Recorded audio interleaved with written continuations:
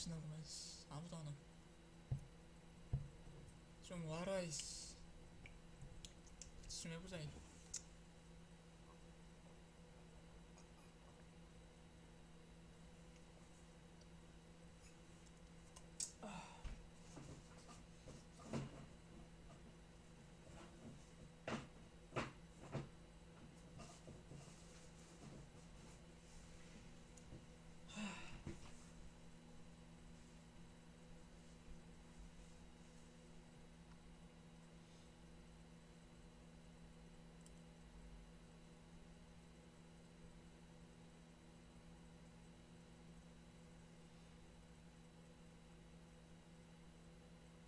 누구락이지?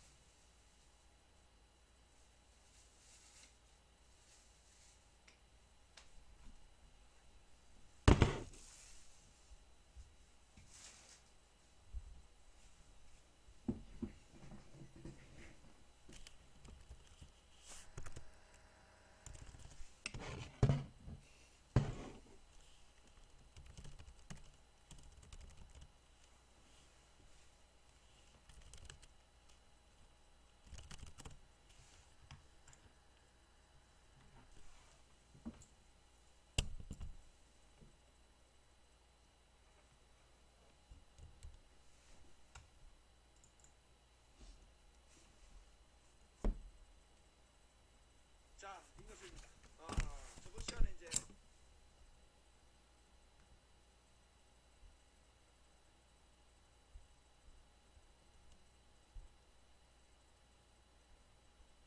시를 추상화시키는 방법에 대해서 이제 크게 배우고 오늘 이제 구체적으로 감상법을 설명하고 그에 대한 적용 연습을 내가 바로 보여줄게. 오늘 되게 중요한 거야. 물론 요거로 끝나는 게 아니고 요 다음에 넘어는 이제 파트 3부터 파트 3부터 계속 연습을 할 거예요. 하지만 지금을 잘 잡아놔야 그 다음에 이어지는 거야. 그래서 지금 이 정도 되면 오늘 잡혀면 오늘 바로 이렇게 다 캐치한 애들이 있어요. 금방 이해하는 애들이 있어요. 걔들은 대단한 애들이고 대부분은 캐치가 잘 안 될 거예요. 캐치된 정도가 뭐 한 80% 이해했다, 60% 이해했다, 40% 이해했다. 아, 이해 못하겠다. 종류가 다양할 거거든요. 그 다양한 학생들을 내가 다 수용해서 결국은 100%를 만들어야 되기 때문에 캐치된 애들은 된 애들은 빨리 나가면 되고 안 된 애들은 안 된다고 좌절할 필요가 없는 거예요. 계속하면 잡혀요. 깨닫는 거예요. 계속 연습을 하다가 깨닫는 거라고 내가. 그게 진짜거든요. 그러니까 걱정하지 말고 잘 따라오면 돼요. 자, 보시 6페이지 첫 번째 1번 보세요. 시를 항상 풀 때는 우리는 지금 아직 문제가 없으니까 다음에 문제부터 하겠지만 항상 문제부터 확인하는 겁니다. 그래서 작품에 대한 정보와 문제 풀어 순서를 적는다. 이게 뭐냐면 교수님들이 시를 내잖아요.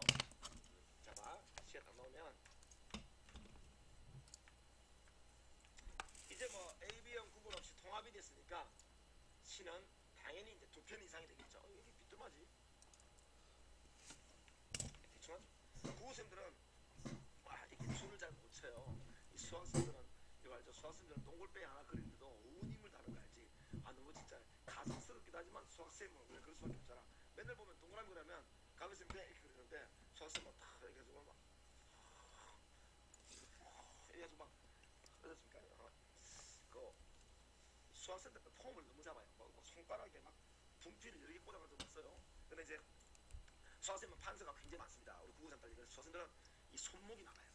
저도 지금 손목이 좀 아프긴 한데 수학쌤이 하면 좀 민망하죠. 수학쌤들은 이렇게 돼요. 문제 만드는 걸 배워 안 넘습니다. 있는 문제 번호만 바꾸고 뭐 저작권이 나갑니까? 우리 국어는 여러분 저작권 용어 다 나가요. 작품 하나마다 저작권 용어 나갑니다. 저작권이 나가지. 그다음에 문제 만들 때마다 신명만 쓰고 문제를 만들어야 되지. 돈이 엄청 깨져요. 수학쌤은 소지만 말로 드시는 건데 이걸 비하려. 하지만 가르칠 때도 달라요.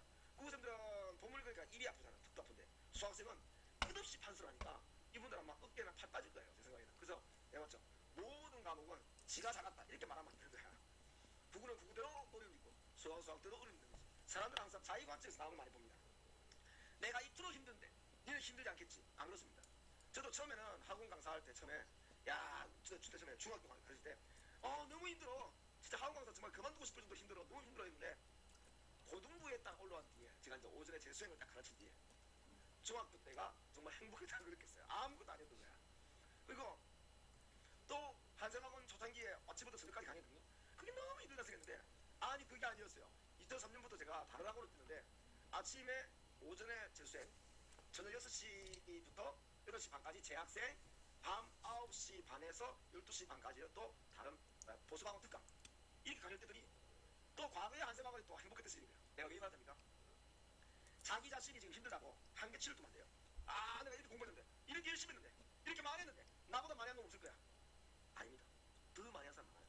또 본인이 막 힘들어 보이죠. 남들은 편해 보이죠. 남들도 힘들어요. 그러니까 자기가 현재 놓여있는 이 상황을 불평불만 하지 말고요. 또 한계를 정하지 말고 끝까지 밀어붙여야 돼요. 지금 얼마만큼 해야 됩니까? 자, 끝까지 하라고요. 그걸 알 수가 없는 거지. 무슨 알겠죠? 자, 오늘의 여러분을 위한 멘트였어요. 오늘 잘 기억하세요. 한계치를 두지 말고 남아있는 것이 아니한 것을 절대 있으면 안 돼. 자, 보세요. 시가 나오면 보통 시가 요즘 이제 앞으로는 가나 두 개 내지 세 개가 나올 거예요. 두 개가 나올 수 있고 세 개가 나올 수 있어요. 복잡적인 것을. 1번은 보통 이제 이렇게 부를 수 있어요. 뭐 가나 전체의 현상 특징 이런 거 잘 물어봅니다. 두 번째 2번은 뭐 가시에 만약에 밑줄이 막 그려진다. 뭐 이게 내가 어떤 뭡니까 어떤 밑줄에 대한 어떤 설명, 밑줄에 담겨 있는 의미 뭐 이런 걸 물을 수 있어요. 의미나 정서 이런 걸 물을 수 있어요. 그런데 만약에 3번 시가 나시가 좀 낯설고 좀 어렵다. 시가 이런 경우에는 학생들이 이걸 언뜻 읽기 어렵다는 걸 교수님도 압니다. 시마다 쉬운 시가 있고 어려운 시가 있는데 자 우리가 알 수 없죠. 또 어렵고 쉽고가 절대 기준이 아니에요. 왜냐면 어떤 사람은 그 시에 해당하는 경험을 많이 해보고 생각을 해본 사람은 그 시가 참 쉽게 느껴지는데 그런 경험을 안 해본 사람들은 생각도 안 해본 사람들은 그 시가 또 굉장히 어렵게 느낄 수 있다는 상대적인 거예요. 교수는 일반적으로 애들이 모를 거라는 생각을 하죠. 그때는 보기를 넣어줘요. 밑에 보기를 다 이렇게 넣어줍니다. 그래서 문제는 보기를 바탕으로 해서 나시에 대한 설명을 묻는 이런 스타일을 많이 물어봐요. 이때 이 보기가 있는 이 안에 들어있는 이 내용들은요, 이 시에 대한 여러 가지 그 비평 자료가 들어가요. 비평이 된다. 비평 크게 두 가지가 있죠. 앞으로 배우겠지만 비평 중에 내적 관점, 내적 관점이 있고요. 외적 관점, 외적 관점이 있어요. 비평은. 그러니까 어떤 작품, 이 나 작품이죠. 이 작품에 대해서 비평할 때 내적은 작품 그 자체죠.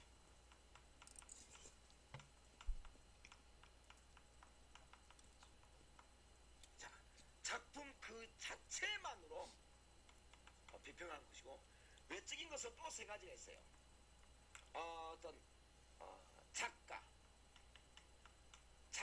입장에서 작가가 살아온 환경, 작가의 생각 이런 거고 또는 하나는 또 뭡니까 그 시가 쓰여지게 된 배경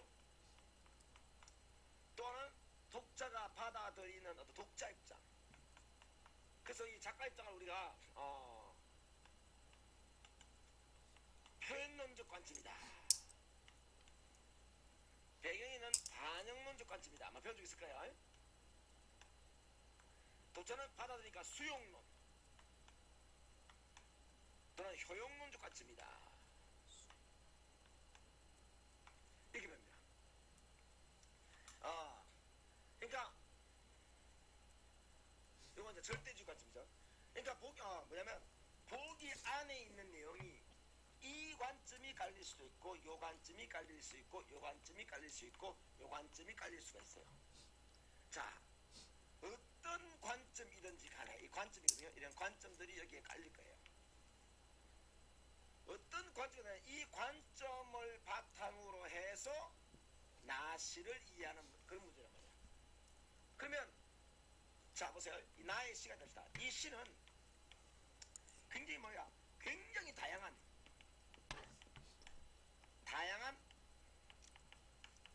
해석의 가능성이 있어요.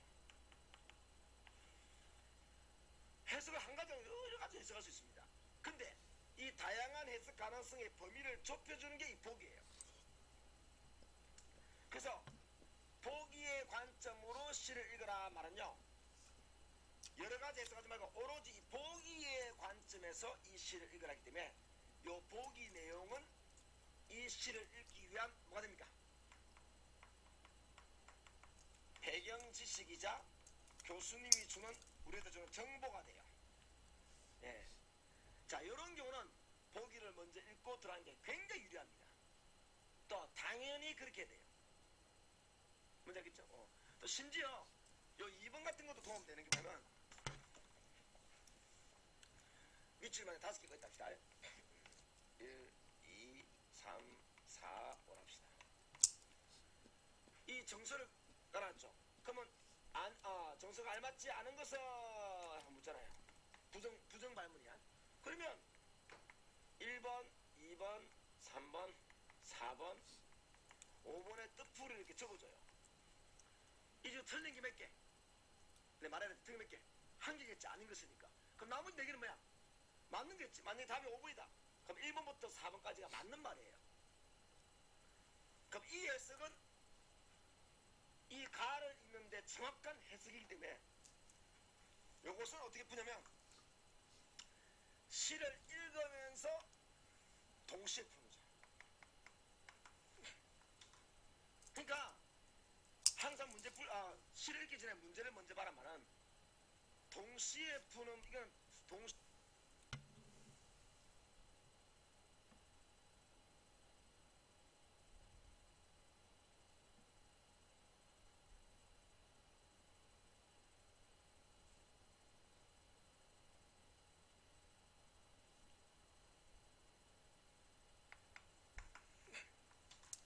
그러니까 항상 시를 읽기 전에 문제를 먼저 봐란 말은 동시에 푸는구나, 아니면 이건 보기를 먼저 봐야 되는구나, 이런 작전을 먼저 세우는 거예요. 그걸 짧은 시간에 2, 3초 안에 끝내야 됩니다. 그리고 요거는 한 10초 정도, 10초, 15초 걸리겠죠. 네, 먼저 읽고 자요. 이런 거 선생님이 나중에 문제 풀 때 다 알려줄 겁니다. 그래야 시가 이해가 쉬워지니까. 맹탕으로 읽으면 이해 잘 안 되거든. 그래서 1번 3초 스캐너, 2번 제목을 통해 작품의 내용을 짐작하고 의미를 밝혀야. 이것도 참 중요하죠. 왜냐면 시는 제목이 있어요. 제목에 많은 걸 담고 있어요. 예를 들어서 만약에 시의 제목이 만약에 그리움이다. 이용왕의 그리움이다. 그럼 안 봐도 이 시는 뭐에 대한 얘기? 그리움에 대한 얘기예요. 만약에 시 제목이 고양이다. 그럼 안 봐도 이 시 뭡니까? 이 시 뭐? 고양이에 대한 그리움이나 고양 상실감 나올 수 있어요. 또는 아니면 나그네다. 나그네는 떠나는 사람이니까 뭔가 방랑이라든지 떠남의 의미가 나와 있겠지. 이렇게 제목을 통해서 100%는 잡히지 않아도 어느 정도의 감을 잡는 거예요. 물론 안 잡힐 수도 있습니다. 이때 봐요. 첫 번째 1번 제목이 사람이면요 무조건 찍거나 그 사람이 주인공입니다. 무조건 그 사람이 주인공입니다. 자, 제목이 만약에 무슨 대길이다. 그럼 누가 주인공이야? 무슨 대길이가 주인공이에요. 주인공하고 화자는 다른 거야. 잘 봐. 자, 시에 제목이 이제 머슴 대기랍시다. 그럼 이 사람이 주인공이에요. 그럼 시일 때 대길이 난 어쩌고 저쩌고 대길이 난 어쩌고 저쩌고 나는 어쩌고 저쩌고 대길이 난 어쩌고 저쩌고 이런 거야. 그럼 이 시의 주인공은 누구라고? 대길이가 주인공이고 이 나는 이 시를 전개하고 이 시를 전개하는 사람이에요. 또 대길이를 바라보는 관찰자지. 그러니까 나아가 대길이를 바라봐서 우리 독자에게 알려준단 말이야. 나아가 또 우리 독자에게 대길이에 대해서. 그래서 이 나는 무조건 뭐가 됩니까? 따라서 무조건 뭐가 됩니까? 예, 시의 뭡니까? 화자가 됩니다. 다른 말로 시적 자아가 되겠지. 뭔지 알겠죠? 주인공은 대길이, 시를 적어나간 사람은 나가 됩니다. 만약에 나가 없다 합시다. 없고 대길이만 계속 나왔다 합시다. 그럼 이럽니다. 대길이가 주인공, 화자는 뭡니까? 이 시 속에 직접 드러나 있지 않은 이 말입니다. 그럼 잘 봐. 이때 나가 나와 있지. 이 나와 있으면 첫 번째 나가 화자다. 관찰자이자 화자다. 두 번째 화자가 시 속에 직접 드러나 있다. 이렇게 말합니다. 근데 만약에 시에서 나가 없이 대길이는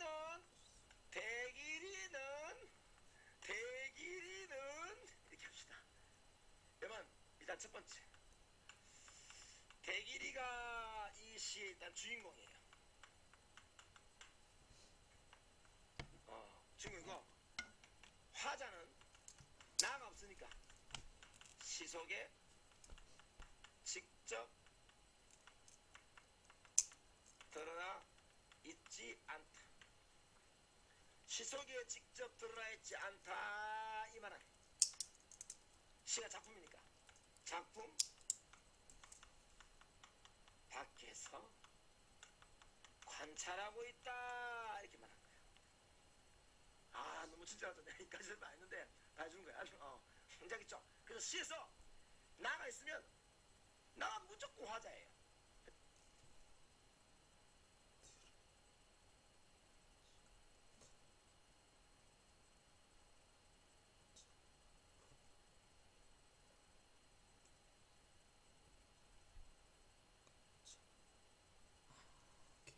그 화자가 다른 대길이가 나와 있으면 주인공의 이름, 주인공 제목 이름과 똑같은 사람 나오면 이 사람을 관찰하는 것이고, 만약 대길이 않고 나가 내 이야기라고 있다 그러면 나는 뭡니까?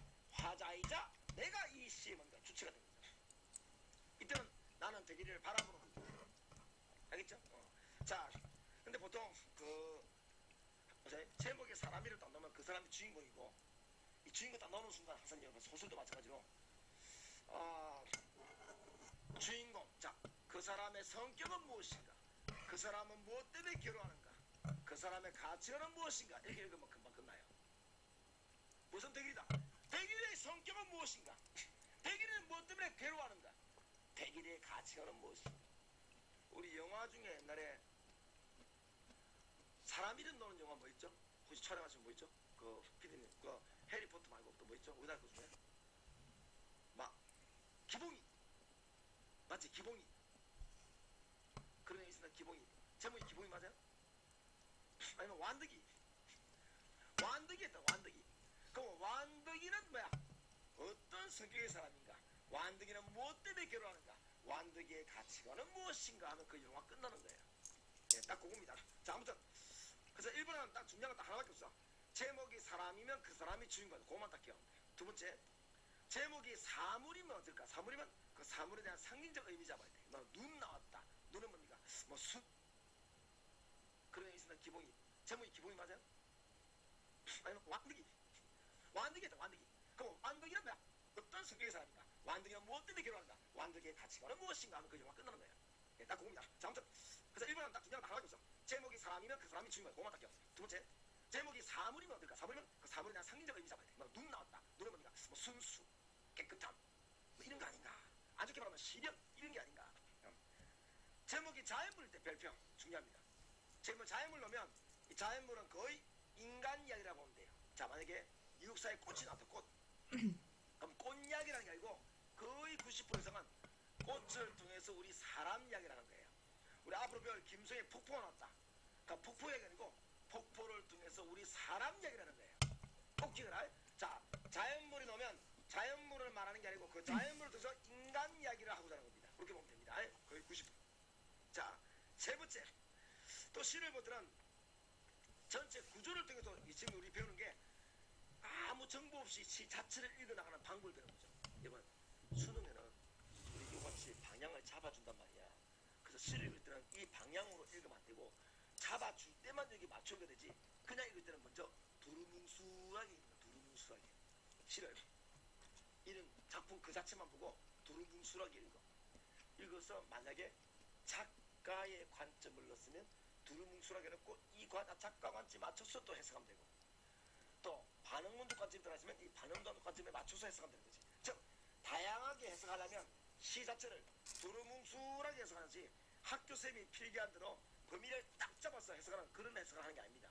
한 번씩 그런 적 있죠. 학교에서 수업 들어가보면 야 선생님 필기 딱 보면 아니 주인공이 이런 생각한다는 거 어떻게 알아? 이런 경우 있죠. 예, 그거는 쌤들이 미리 여러 참고서를 보고 뺏겨서 적은 것을 적었습니다. 우리는 당연히 몰라요. 모르면 모르는 대로 두루뭉술하게 읽어줘야 됩니다.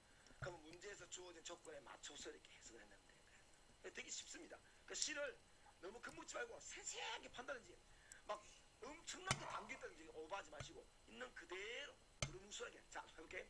눈보라에 나뭇가지가 꺾였습니다. 두루뭉술해봐. 시련이구나. 하얀 눈이 덮여 세상이 고요해졌습니다. 눈은 뭐야? 평화로움이구나. 이렇게 읽으면 되는 거예요. 알겠죠? 자, 지금 시를 인해서 주어진 조건에 맞춰서 이렇게 해석을 했는데 되는 거예요. 되게 쉽습니다. 그 시를 너무 겁먹지 말고 세세하게 판단하지 막 엄청난 게 담겨있다든지 오버하지 마시고 있는 그대로 두루뭉술하게. 자, 해볼게. 눈보라에 나뭇가지가 꺾였습니다. 두루뭉술해봐. 시련이구나.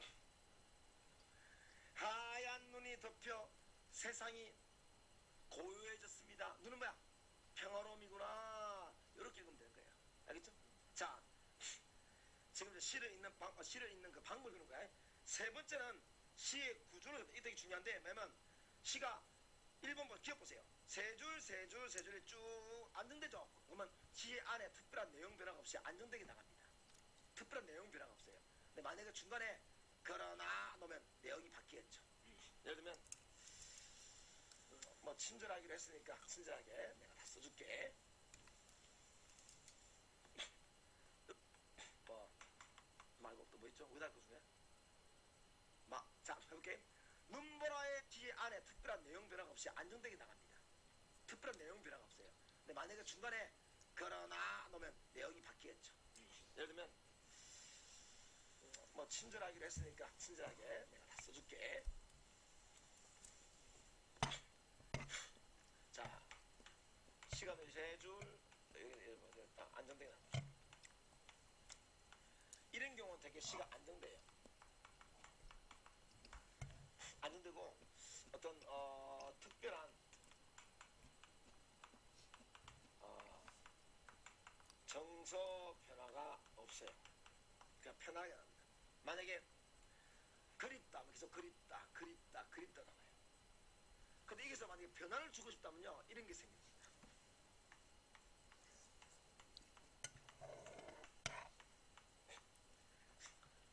요즘에 그러나 하지만 이래서 이런 것들이 들어가요. 그러면 내용이 바뀌겠지. 맞죠? 그래서 이 부분에서 뭐가 일합니까? 뭐가 일합니까? 전환이 일어나는 거야. 전환. 이런 거 우리가 이제 전환은 또 이런 게 있죠. 많이 배웠을 거예요. 뭐 시상천국에 있는 아니면 살아있다 이야기 원투. 아니면 시사 속에 있는 전환이 일어난다. 어떤 뭐 정서의 변화가 일어난다. 겁먹지 마요. 정서는 감정이잖아. 감정. 정서가 바뀌면 감정이 바뀌는 거야.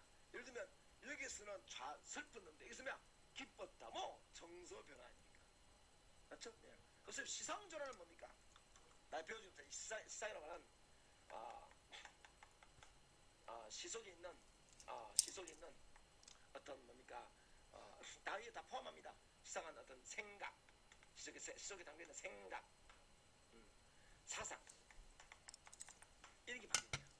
그 쉽게 말하면 내용이 바뀌는 거예요.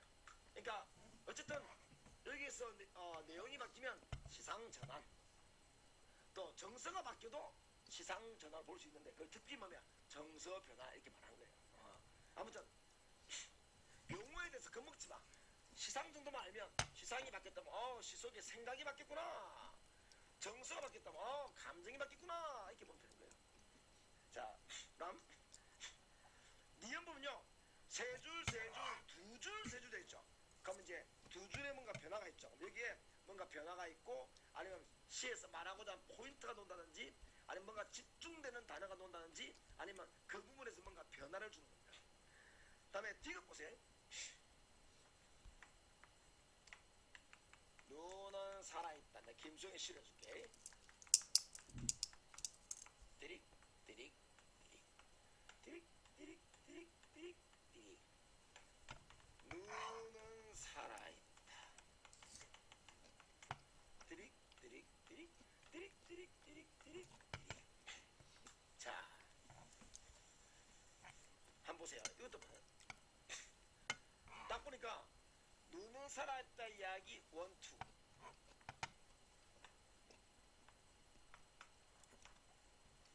눈은 살아있다 이야기 원투. 어때요? 구조가 유사하죠. 제발. 구조가 유사하면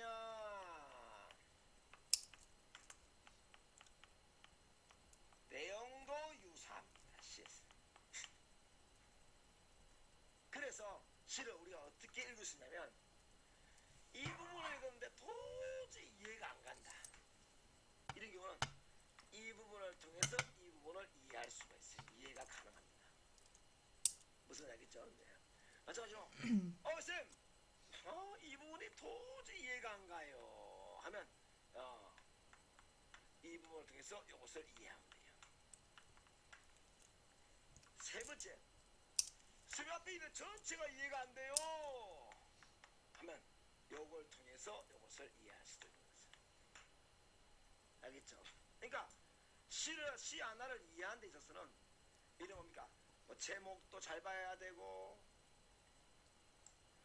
알겠죠? 예, 문제를 통해 정보도 잡고 제목도 잘 봐야 되고 시의 구조까지 이용해가지고 이 구조거든요. 예, 구조 감상이거든.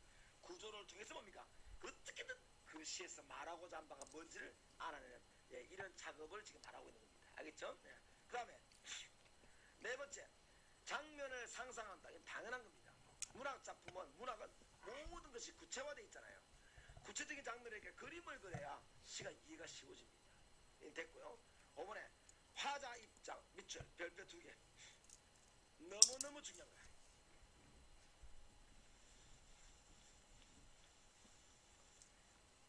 일단요 시에 딱 있잖아요.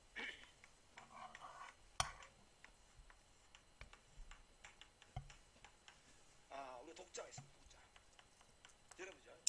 여러분이 이 시를 읽을 때는 항상 뭡니까? 여러분이 뭡니까? 여러분이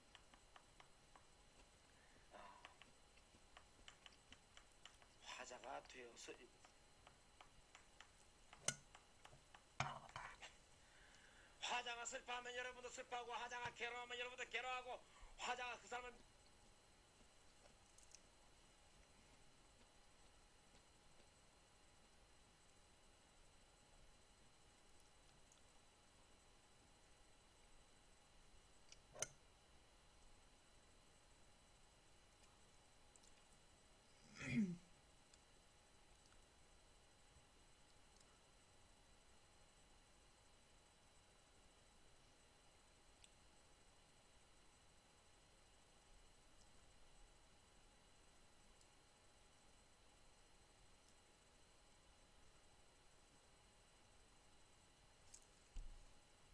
그러면 여러분도 그 사람을 미워하면서 읽어줘야 돼요. 그래야 이해가 되게 잘 됩니다. 특히 화자 입장이라는 게 왜 중요하냐면 우리 시에 보면 이런 게 있어요. 여러분 교수님 여러분을 속된 말로 이제 연목인데 이렇게 써요. 그래서 뭐 이용하게 나이든지 뭐 털보내 집이 있었다. 털보내는 가난했다. 아이가 하나 태어났다. 아이는 내 친구다. 털보내가 도주했다. 슬프다. 뭐 이런 내용이 됩시다. 가면 시험 문제 쓰듯이 이런 겁니다.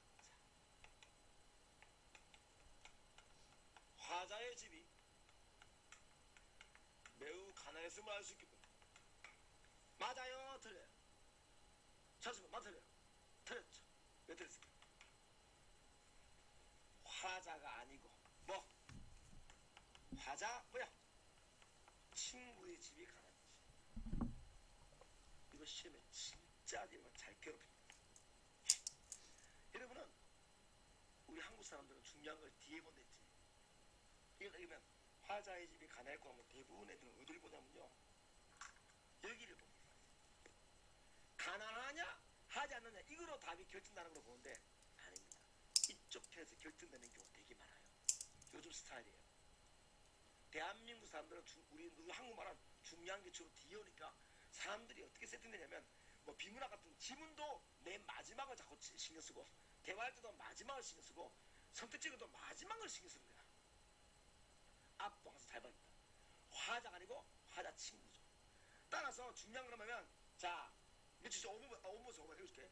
화자가 어떤 상황에 처했는지 대상에 대해서 화자가 어떤 정서를 가지고 있는지를 파악하는데 특히 잡아 미주사 별표 미주 화자인지 아니면 다른 등장인물인지를 명확히 구분하는 습관을 들여야 돼요.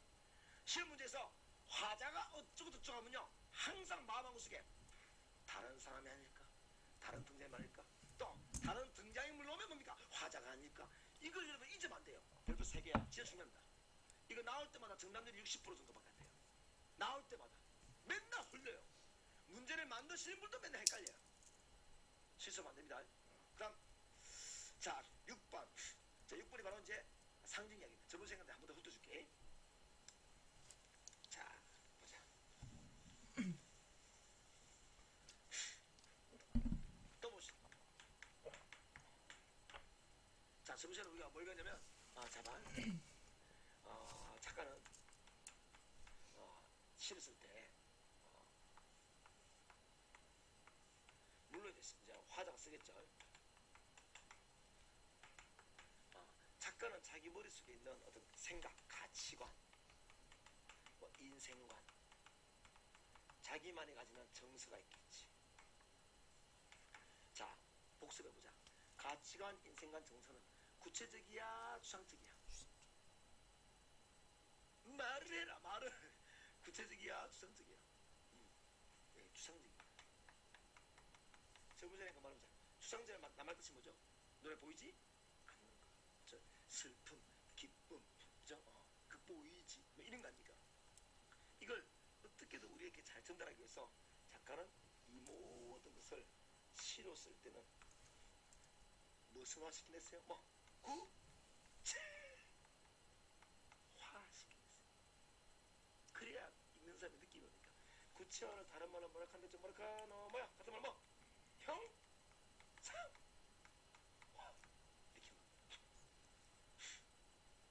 공부할 때 형상화 하지 말고 쌤처럼 형상 구체적 구체 이렇게 공부해보세요. 공부가 재밌어요. 공부 그래야 재밌는 거야. 내 친구 한 명이 그 유주는 서울대 가는 걔는 맨날 수업시간에 배운 걸 실전에 막 써먹으면서 이상한 발음하면서 막 써먹었어요. 영어할 때. 여기서 뭐 take it easy 넣었다. 그럼 take it easy 배웠다. 오늘 배웠다. 그럼 친구들이 막 서들면 hey take it easy take your time don't hurry 뭐 이렇게 하면서 써먹기도 하면서 재밌게 공부를 했던 그런 친구예요. 서울대 경영 갔으니까 공부 잘했을 거 아니에요, 그죠? 공부할 때는 저렇게 형상 어떻게 한다고? 형, 화. 부채는 구, 화. 이렇게 하면 또 재밌어요. 유치해 보이지만 공부는 친할수록 머리 나빠요. 또 뭐 중요합니까? 대가를 중요하지. 그죠? 잠깐의 쪽팔림을 견디면 내가 가고자 하는 이상적인 대학 갈 수 있어요. 고등학교 때 품위를 지키면 좋은 대학 못 갑니다. 공부는 즐겁게. 잠시만. 자, 그럼 시는 이제 형상을 구조하잖아요.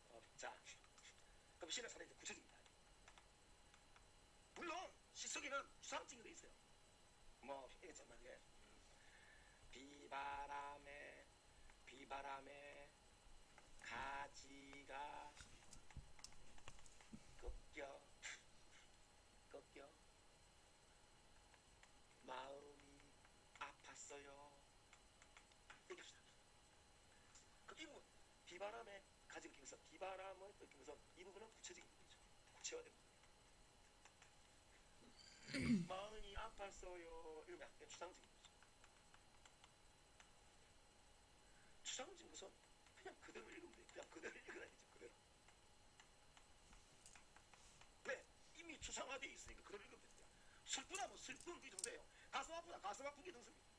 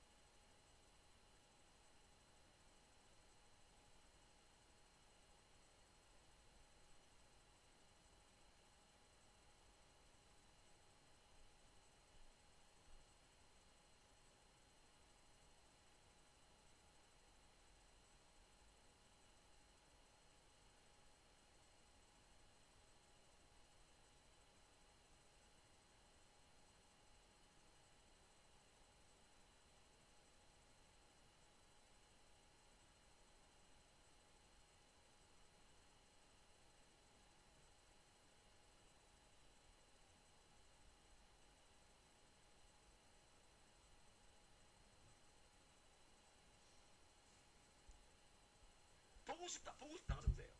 근데 우리에게 필요한 것은 바로 이겁니다. 자, 이 뭐냐면 구체화 상태로는 시인의 생각, 어떤 생각? 추상적인 생각이죠. 시인의 추상적 생각을 알 수가 없어요. 이해가 되는 거예요. 지성. 어떡할까? 그래서 구체적인 것을 무엇이다? 추상화시켜야 합니다. 그래야 시인의 정서, 가치관, 인생관을 알 수 있기 때문에 회의 다 하세요. 그래야 복습을 이해됩니다. 여기 있죠. 하선 내가 이거 왜 넣어주냐면 오늘 내 강의상 처음 넣어주는데 작년하고 교재는 크게 없어요. 이렇게 합시다. 내 강의상 처음 넣어주는데 시켜야 합니다. 그래야 시인의 정서, 가치관, 인생관을 알 수 있기 때문에 회의 다 하세요. 그래야 복습을 이해됩니다. 여기 있죠. 하여튼 내가 이거 왜 넣어주냐면 오늘 내 강의상 처음 넣어주는데 작년하고 교재는 크게 안 바꿔요. 왜 바꾸냐면 어차피 기본 개념이 크게 바뀔 일은 없죠. 근데 작년보다 선생님이 설명을 좀 더 깊게 줍니다. 왜냐면 애들이 이제 문자를 다 보면 핸드폰 번호 같은 거 보면 지금 어느 어떤 단어를 추상화시키게 될지 모르겠어요. 이렇게 말합니다. 그럼 이런 거 추상화. 요거는 뭡니까? 그냥 그대로 보면 돼요. 그러면 추상화를 해야 될 거 아니야? 그 비바람의 가지가 붙겠습니다. 자, 요거 같은 거 추상화단 말이야. 추상화. 그럼 이 추상화시키는 방법이 뭐냐? 추상화시키는 방법이 뭐냐? 방법 잘 되지? 잘 되지? 문자 보내. 잘 되죠? 잘 되죠?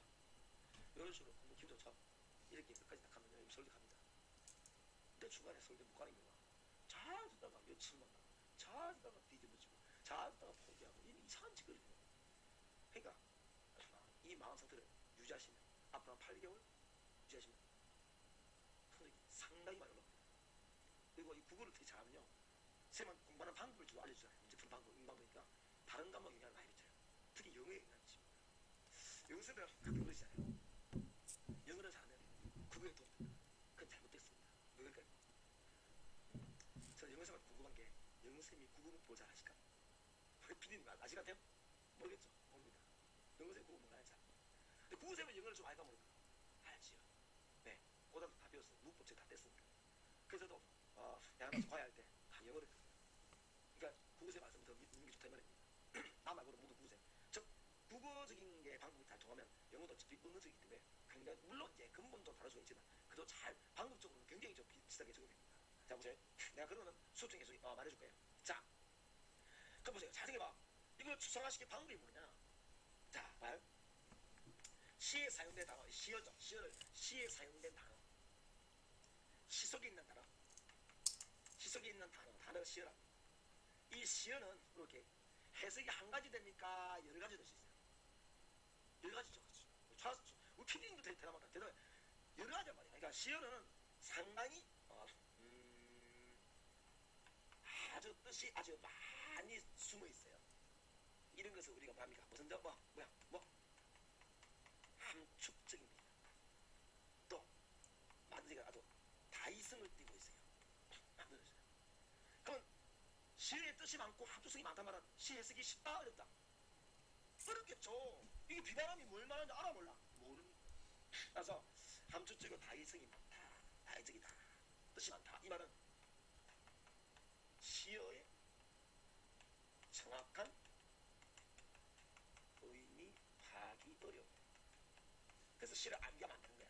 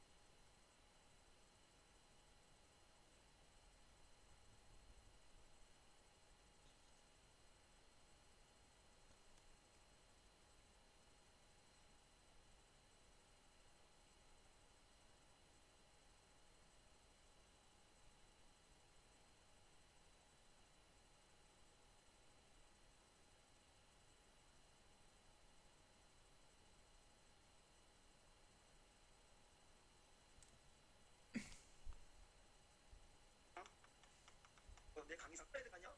또 중간에 이거 시의 사용 이런 것이 많다. 이 말은 시어의 정확한 의미 파악이 어려워. 그래서 시를 암기가 만드는 거야. 진짜 무지막지하게 진짜 계속 해줄게. 자 봐. 예를 들어서 A시에서는 밤이라는 게 마이너스 부정적 의미를 가질 수 있지만 B시에서는 밤이 플러스가 될 수가 있죠. 왜? 함축적이고 다이적이니까 해석이 너무 많은 거야. 그럼 우리가 이 밤에 대한 의미를 정확한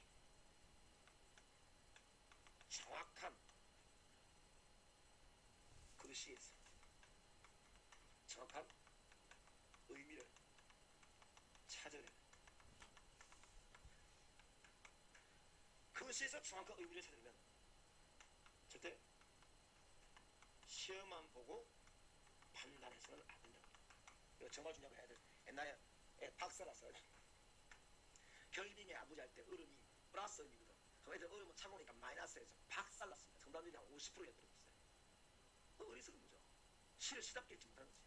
그러니까 시험만 보고 판단해서는 안 되는 거야. 그래서 정확한 의미를 찾으려면 절대 시험만 보고 판단해서는 안 된다. 이거 정말 중요한 거 해야 돼. 옛날에 박살 났어요. 결빙의 아버지 할 때 얼음이 많다. 이 말은 에이 박살 났어요. 결빙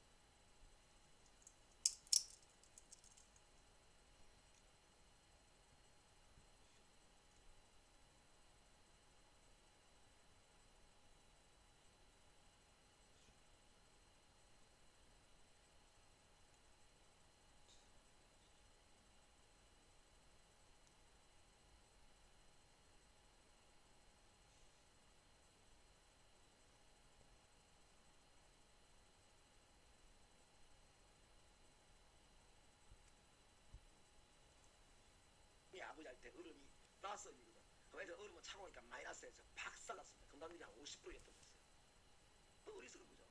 시를 시답게 읽지 못하는 거지. 그러니까 시험만 보고 판단해서는 안 되는 거야. 다시 오늘 주사가 방법입니다. 그럼 어떻게 될까? 시험만 보고 판단 안 되고. 자, 먼저 첫 번째 1번. 자, 추상화의 방법. 추상화의 방법 첫 번째 방법 들어갑니다. 시험만 보고 판단 안 되고 항상 뭐야? 시의 뭐 앞, 뒤,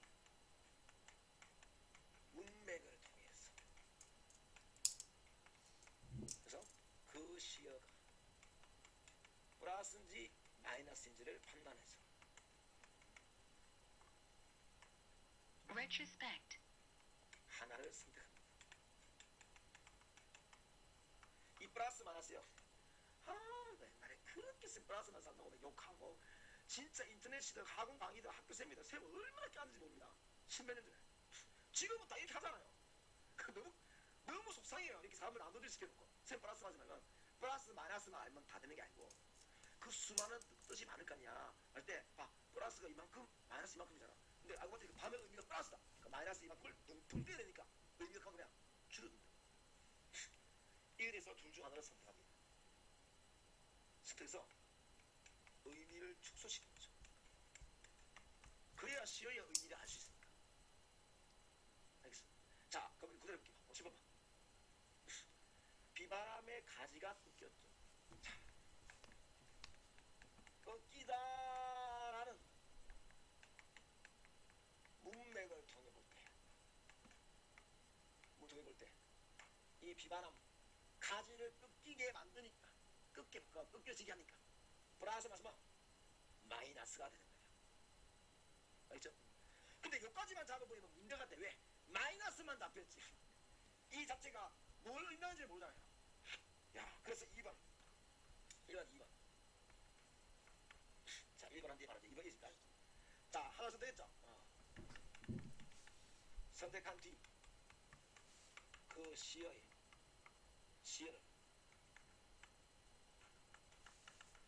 추상화시키는. 추상화는 범위를 확대하면 돼. 보지 않게끔. 그래서 우리가 분필이다. 분필. 이 추상화하는 방법은 저는 시어 그 자체의 대표적 속성, 그것만이 가지는 특성, 속성을 떠올리는 이게 추상화예요. 자, 우리 분필의 속성이 뭐야? 대표적인 분필. 정말 뭔가 뭐야? 쓰는 거죠. 이 분필을 좀 이렇게 추상화시키면 뭐 여러 가지 있을 수 있어요. 분필은 뭔가 기록, 흔적을 남긴다. 이럴 수도 있고, 아니면 이걸 쓸수록 자기는 점점 줄어든다. 그래서 글을 남기고 자기는 줄어드니까 희생, 이런 의미도 되는 거야. 이렇게 추상합니다. 나중에 볼까요? 자, 그러면 꺾이다라는 문맥을 통해 볼 때 비바람은 마이너스죠. 그 마이너스로 의미를 가질 때 꺾게 만드니까 비바람은 이 가지에게 있어 고통을 주니까 고통, 요렇게 하는 게 2번. 마이너스 3는 게 1번. 이 두 단계를 통해서 추상적 의미를 잡아나가는 겁니다. 알겠어? 자, 1번, 2번 관계없이 마지막 세 번째, 3번. 만약에 보면 고유명사가 나오는 경우 있죠. 고유명사일 경우. 고유명사일 경우에 추상은 어떻게 하냐? 그냥 되게 쉬워요. 이게 어떻게 하냐면 이렇게 하면 시어 그 자체의, 이것도 속성이긴 하지만 대표적인 뭐 의미를 떠올리면 돼요.